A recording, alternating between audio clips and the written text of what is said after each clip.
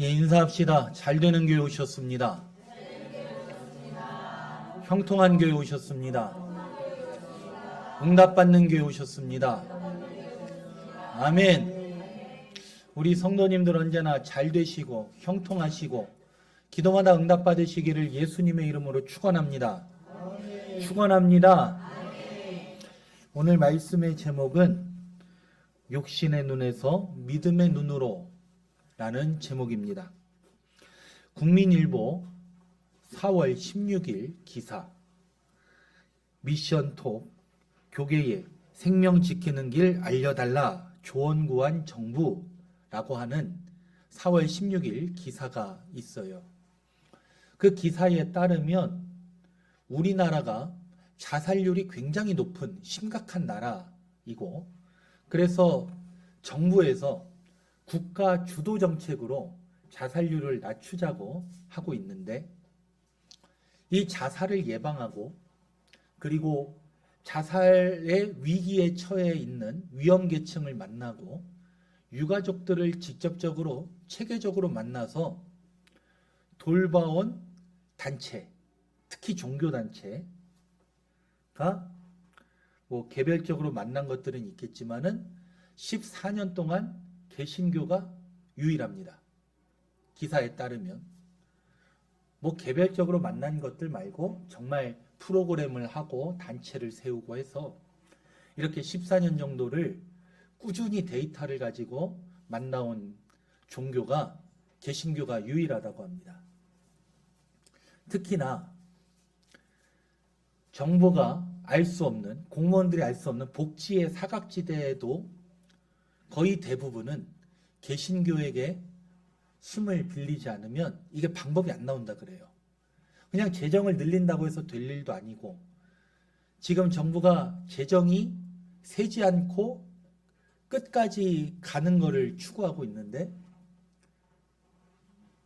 어디에다 써야 될지를 모르니까 개신교를 찾는다 그래요. 그래서 기사의 내용이 뭐냐면 국무총리가 직접 주도해서 개신교 선교단체들을 불렀고, 그리고 여기에 대해서는 반발할 수가 없죠. 자기들이 데이터가 다른 종교의 데이터도 없고 하니까 불렀고, 관련 공무원들조차 제발 방법 좀 알려달라 라고 얘기를 한답니다. 그런데 방법을 알려줘도 안 되는 부분이 있어요. 왜냐하면 여러분, 결국 좌절하고 낙심하고 고통에 빠진 자를 구하는 방법이 뭐가 있겠습니까?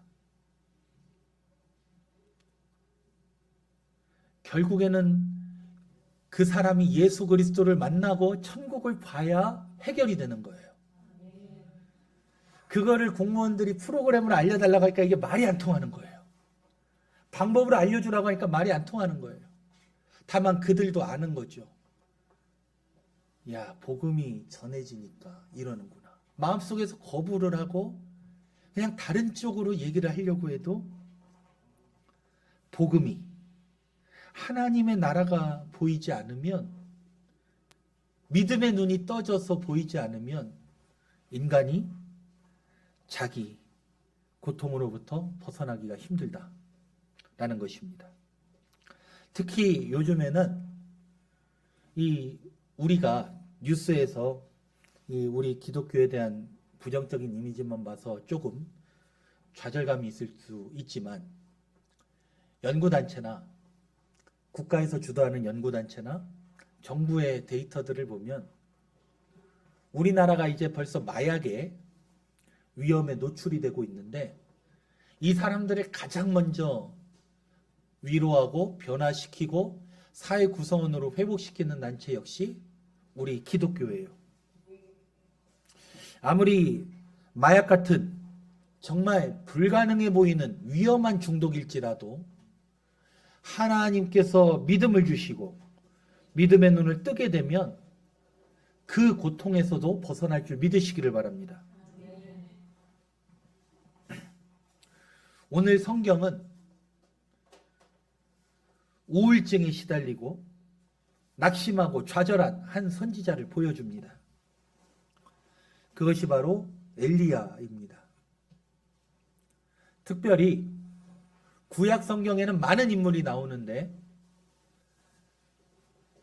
심리학자들이 성경을 읽으면 구약에 너무나도 많은 위인들이 우울증 혹은 어떤 사람은 자살 직전에 이르기까지 고통받고 무너진 사람들을 볼 수 있다고 합니다. 그들은 지금의 눈으로 보면 다시 회복하기 어려운 사람들입니다. 이웃에게 고통을 줘야 되는 사람들입니다. 사회로 돌아올 수 없는 사람들입니다. 그런데 하나님은 그들을 회복시키시고 하나님께서는 그들을 일꾼으로 쓰시는 것입니다. 오늘 엘리야가 좌절한 이유는 너무나도 분명합니다. 엘리야는 하나님을 위해서 나선 선지자예요. 하나님이 부르셨어요. 그래서 하나님께 순종했더니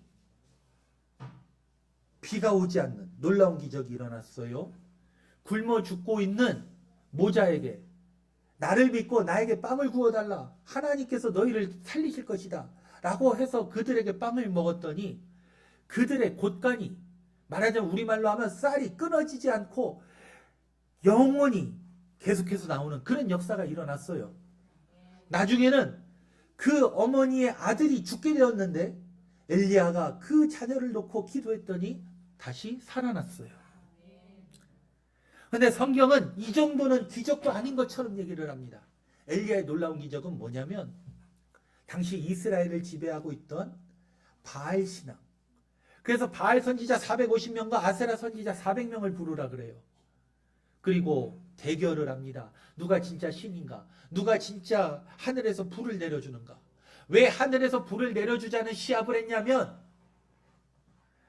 제사는 모든 걸 태우고 거룩하게 한다는 의미인데 이건 세상의 불로 하는 게 아니라 하나님의 불로 해야 되는 거예요. 그러니까 너희가 지금 이스라엘이 하나님을 섬기지 않고 하나님께서 주신 그 제단의 불을 꺼트렸으니 누가 진짜 하늘의 불을 내려줄 수 있는가 기도해보자 라는 그런 대결이었고 바알 선지자 450명이 자기 몸에 칼을 자해를 하고 피를 흘리면서까지 했지만 아무런 응답이 없었는데 엘리야가 하나님의 말씀대로 주변에 있는 못난 돌들, 그냥 있는 돌들을 가지고 제단을 쌓고 제물을 잡고 성경의 말씀대로 제물을 물로 씻고 하나님 앞에 기도드렸을 때에 하늘의 불이 떨어지고 그 자리가 예배가 회복되는 놀라운 신약으로 비교하자면 오순절 성령이 임해서 교회가 시작이 되는 그런 놀라운 역사가 일어났던 것입니다. 그런데도 이스라엘의 실권자였던 아합의 아내 왕비 이세벨이 하나님의 살아계심을 듣자마자 이렇게 선언을 합니다. 내 모든 힘을 다해서 내 모든 수단과 방법을 다해서 국가의 모든 총력을 기울여서 엘리야만큼은 죽여라.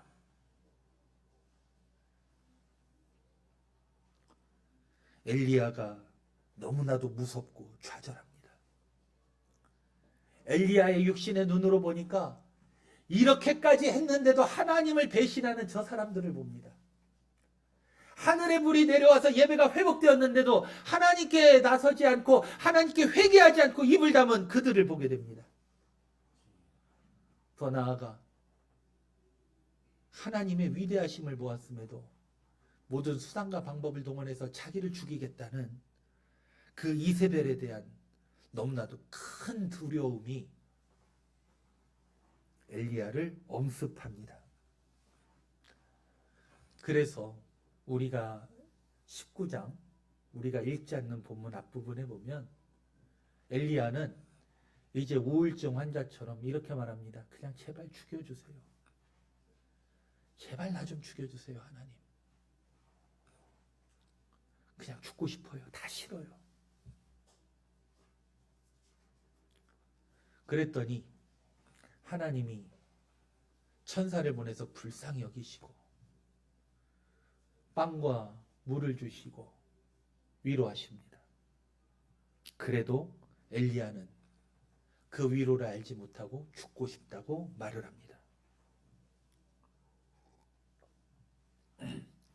성경에는 이렇게 믿음의 눈을 뜨지 못하고 육신의 눈으로 세상을 바라보다가 좌절한 인물들이 많이 나오는데 그 중에 베드로가 있습니다. 여러분, 베드로는요, 예수님의 수제자라는 별명이 있습니다. 가장 으뜸의 제자라는 별명이 있습니다. 아무리 신약 성경을 많이 쓴 바울도 그 칭호는 받지 못했습니다. 교회의 대표라고 가장 리더라고 불렸던 야고보도 그 칭호는 받지 못했습니다. 베드로만이 그 칭호를 받았어요. 그런데 베드로가 갈릴리 바다에서 노를 젓다가 제자들과 함께 노를 젓다가 어떤 일이 일어나냐면 풍랑이, 파도가 정말 폭풍이 몰아치죠. 예수님의 말씀을 듣고 예수님 명령 따라 예수님이 가라고 하신 곳으로 가고 있는데 폭풍우가 오는 거예요. 더욱이 그 바다를 건너가기 이전에 일어났던 기적이 뭐였냐면 오병이어의 기적이었어요. 유대인의 입장에서 보면 엘리야도 하지 못했고 엘리야와 엘리사만이 했던 그 놀라운 기적이 예수님을 통해 일어났어요. 진짜 위대한 선지자구나. 진짜 놀라운 선지자구나. 그래, 예수님이 우리의 선생님이고 주님이지. 기쁜 마음으로 배를 타고 예수님의 명령 따라가는데 파도가 불고 배를 뒤집으려고 합니다.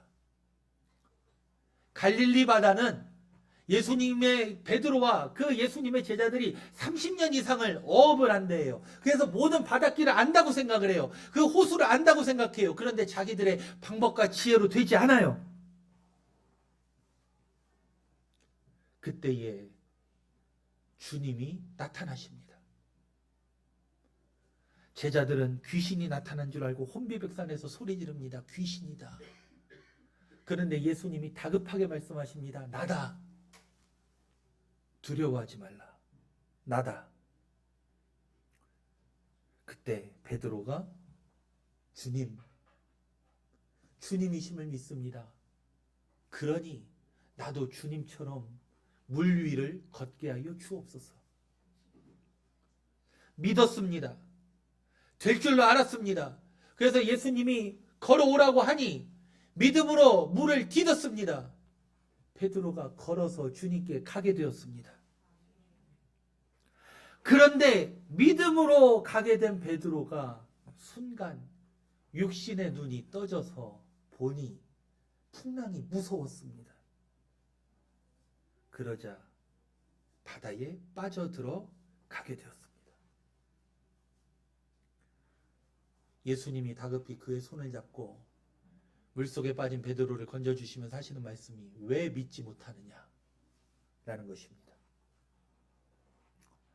사랑하는 성도님들, 성경에 나오는 위대한 신앙의 위인들도 믿음의 눈을 감으면, 육신의 눈만 뜨면 이렇게 넘어집니다. 하나님의 은혜를 알지 못합니다. 좌절하게 됩니다. 하물며 우리가 믿음의 눈을 감고 있다면 어떻게 되겠습니까? 내 육신의 눈으로 내 가정 환경만을 보고 있습니다. 내 지금 형편만을 보고 있습니다. 남을 원망합니다. 안 된다고 말합니다. 나는 이제 할 수 없다고 말을 합니다. 눈에 보이는 것들만 봅니다. 육신도 살고 싶으니 여러 가지를 찾아보죠. 사람도 찾아보죠. 유튜브도 찾아보죠. 인터넷도 뒤져보죠. 하지만 진짜 생명을 살리는 것은 하나님의 말씀에 있는 줄 믿으시길 바랍니다. 아멘.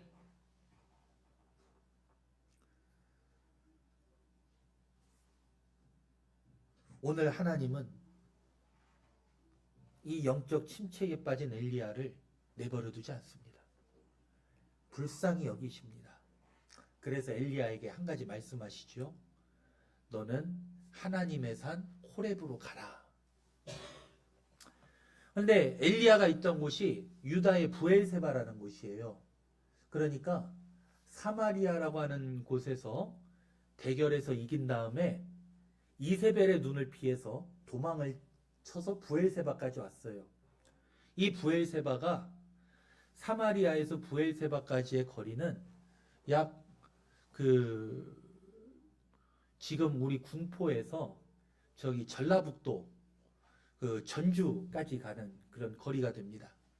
그런데 엘리야는 좀 상황이 다르죠. 걸어서 도망쳐야 됐고 이세벨의 눈을 피해야 되니까 나라 안으로 도망치는 게 아니라 나라 밖으로 나가서 삥 돌아서 도망을 쳤습니다. 얼마나 힘들고 지치겠어요. 그런데 이렇게 걷고 지치고 힘든 엘리야에게 구운 빵과 물을 주고 나서는 다시 호렙산까지 가라 그래요. 호렙산이 부엘세바에서 얼마나 떨어져 있냐면 약 400km가 넘게 떨어져 있어요. 그런데 가는 길이 광야예요. 광야는 어떻죠? 잘 데 없고 먹을 데가 없어요. 40일 밤낮을 걸어갔다 그래요. 하나님은 어떤 응답을 주지 않아요. 그런데 걸어가라 그래요. 엘리야가 여기에 순종합니다. 사랑하는 성도님들, 문제를 놓고 기도하고 계신가요? 정말 더 나은 삶을 살 수 있기를 기도하시는가요? 나의 죄와 나의 허물 때문에 고통스러워하고 울며 하나님께 부르짖고 계신가요? 잘하고 있습니다. 그런데 하나님은 때로는 아무런 응답이 없는 것처럼 우리에게 그저 그 일을 하라고 하십니다. 그저 순종하라고 하십니다. 그저 하나님 눈치를 보라고 하십니다. 그저 이웃을 원망하거나 탓하지 말고 용서하고 사랑하라고 하십니다. 그저 나와서 말씀을 들으라고 합니다. 그저 나와서 복음을 전해보라고 합니다. 그런데 내 육신의 눈으로 볼 때는 어둠 속에 걸어가는 것 같아요. 아무런 소리도 들리지 않아요. 이게 뭐 하는 짓인가 싶어요.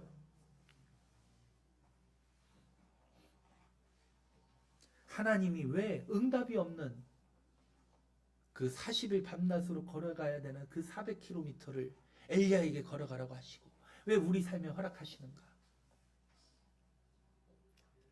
그게 바로 나의 한계가 깨지고 나의 고정관념이 깨지고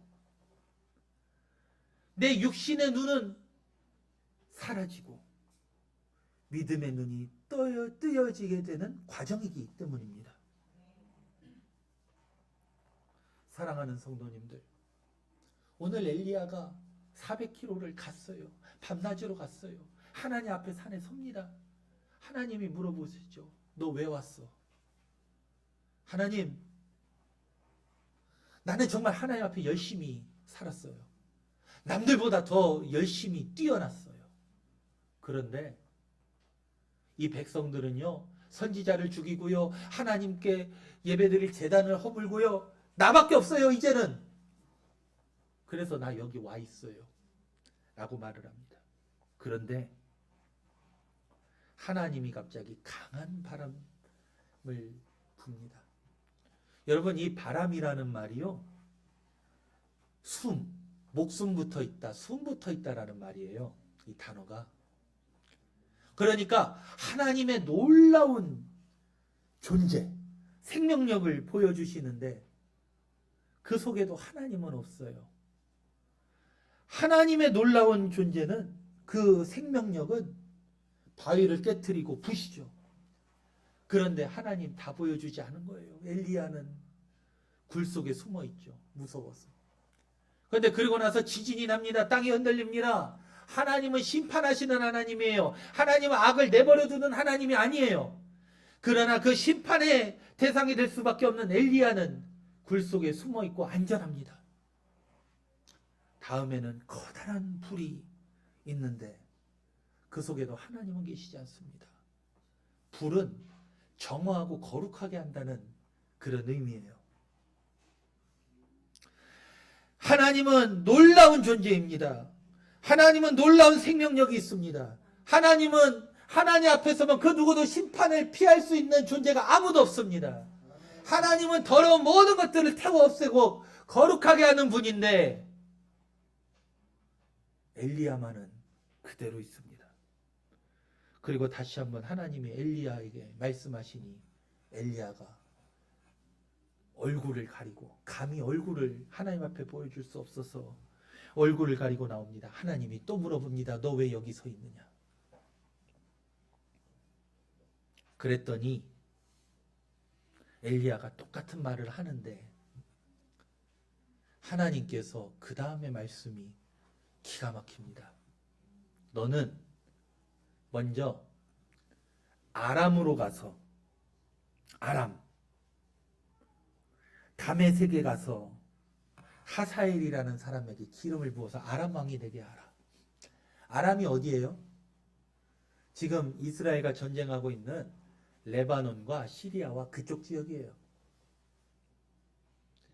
엘리야의 고정관념이 깨져요. 선지자는 유다와 이스라엘 내에서만 기름을 부으고 말씀을 선포할 줄 알았어요. 하나님이 천지를 창조하시고 다스리신다고 하지만 그들에게 말씀을 선포할 줄 몰랐어요. 그런데 하나님은 다메섹으로 가서 이스라엘을 넘어서 아람으로 가라고 하십니다. 하나님이 직접적으로 개입하시고 말씀하시는 것입니다. 그리고 믿지 않는 하사엘이 엘리야를 보는 순간 무릎을 꿇고 하나님의 말씀을 듣게 되는 것을 깨달아 알게 하십니다. 여러분, 내 삶의 문제가 믿음과 관계없다고 생각할 수도 있어요. 내가 겪고 있는 일들이 믿음과 아무런 상관이 없다고 할 수도 있어요. 그러나 하나님은 역사하시고요. 하나님께서 나를 통해 일하시고요.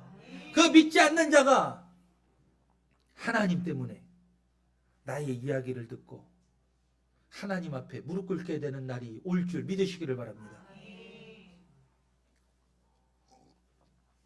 또 엘리야의 그런 고정관념이 하나 깨지는데 이스라엘로 다시 들어가서 예후에게 기름을 부어 왕이 되게 하라. 당시 예후는 그냥 집안이 그렇게 뛰어나지는 않지만 장군 중에 하나였어요. 근데 예후가 무엇을 하죠? 이 예후가 그 무서운 이세벨을 심판을 해요. 아합의 집안을 몰락시켜요. 이세벨은 그냥 심판받지 않고 하나님께 저주를 받은 자의 모습으로 탑에서 떨어져 정말 그 잔인하고 잔혹한 모습으로 죽게 되는데 엘리야가 그때 압니다. 이세벨보다 하나님이 더 진짜로 무섭구나. 하나님이 심판하시는구나. 여러분, 제가 목회자들 모임에서 한 군인에 관한 이야기를 들었는데요. 군에 있는 그 병사 청년이 자기보다 계급이 높은 상관 그리고 부사관 장교가 너무 무서워서 괴롭힘을 당해도 말을 하지 못하고 신앙을 지키지 못했다 그래요. 여러분들도 때때로 경험 있으시죠? 직장 내 상관이 나를 막 괴롭히고 억압하는데 두렵기만 하고 말하지 못하고 어떻게 해야 되나 싶기도 하고. 근데 이 청년이 눈물로 기도하다가 어느 날 하나님의 침묵이 길어진다고 느끼는 그 순간 속에서 하나님 죄송합니다. 나는 하나님 뜻대로 하겠습니다. 라고 말을 하는 순간 깊은 깨달음이 왔어요. 하나님이 때가 되면 저들을 심판하시고 나를 구원하시리라.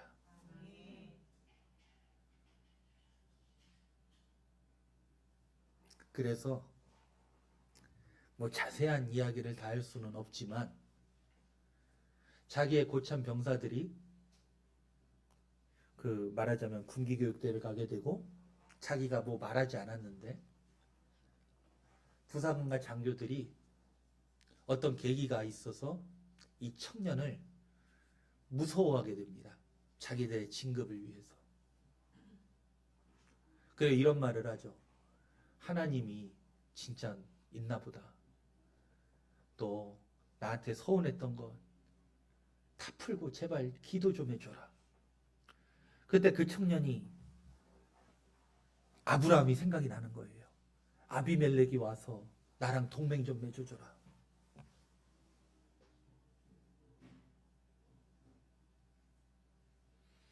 여러분, 하나님께서는 믿는 자를 위하여 일하시고 싸우시고 심판하시는데 그냥 들어주시는 것이 아니라 그 과정 가운데 내 고정관념과 내 육신으로 가질 수밖에 없는 한계와 두려움을 극복하게 하시고 나를 변화시키시면서 역사하시는 줄 믿으시길 바랍니다. 뿐만 아니라 하나님 말씀하시죠. 7,000명을 예비해 두었다. 바알에게 무릎 꿇지 않는 7,000명이 있다. 너는 지금 나 혼자밖에 없다고 얘기를 하는데 하나님은 7,000명을 예비해 두셨는데 이 7,000명은 어떤 산수적인 숫자가 아니에요.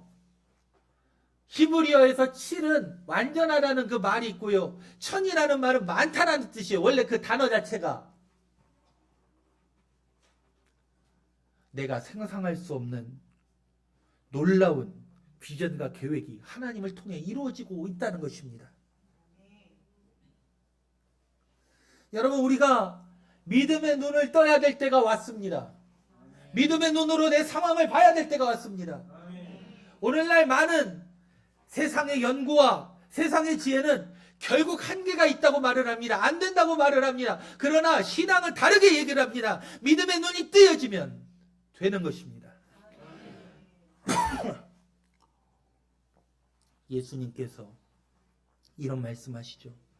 겨자씨만한 믿음이 있다면 이 산을 들어 저리로 옮겨지라고 말을 해도 옮겨지고 바다로 빠지라고 해도 빠진다고 예수님이 말씀하셨습니다. 그게 이스라엘의 속담이에요. 산과 같은 문제.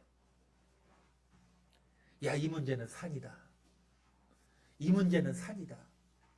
왜냐하면 이스라엘 산은 돌로만 이루어져서 그 로마 시대조차도 산을 밀지 못하고 둘러서 도시를 세우고 산에 나무 한 점 없어가지고 그 산을 올라가는 것 자체가 고난이고 내가 어떻게 되어 있는지 저 멀리서도 다 보인대요. 지친 것, 쓰러진 것, 위기에 처한 것이 다 보인대요. 내 연약함이 드러날 수밖에 없는 산과 같은 문제. 그 어떤 수단과 방법으로도 치울 수 없는 산과 같은 문제를 예수님은 겨자씨만한 믿음만 있다면 하나님께서 이 문제를 바다에 던져버리시리라. 사라지게 하시리라. 그것을 보고 믿느냐고 말씀하고 계시는 것입니다.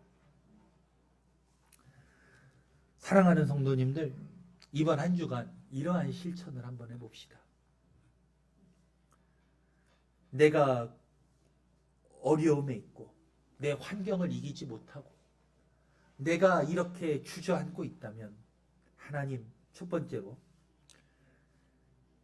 엘리야처럼 나도 믿음의 눈이 뜨여지는 과정인 줄 믿으니 순종하게 하여 주옵소서.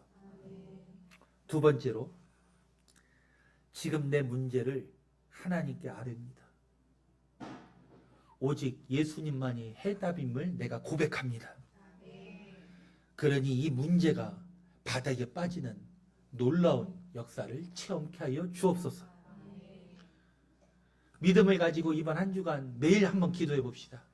눈을 뜨고 시작할 때 기도해 봅시다. 회사에 가서 시작할 때 기도해 봅시다. 공부를 시작할 때 기도해 봅시다.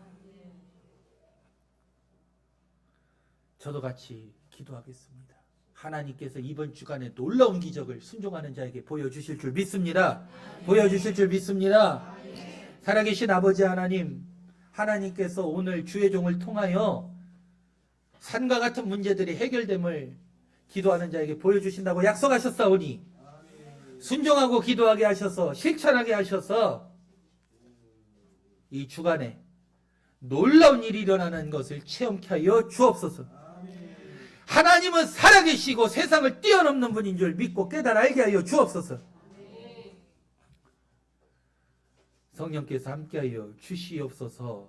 살아계신 예수님의 이름으로 기도합니다. 아멘.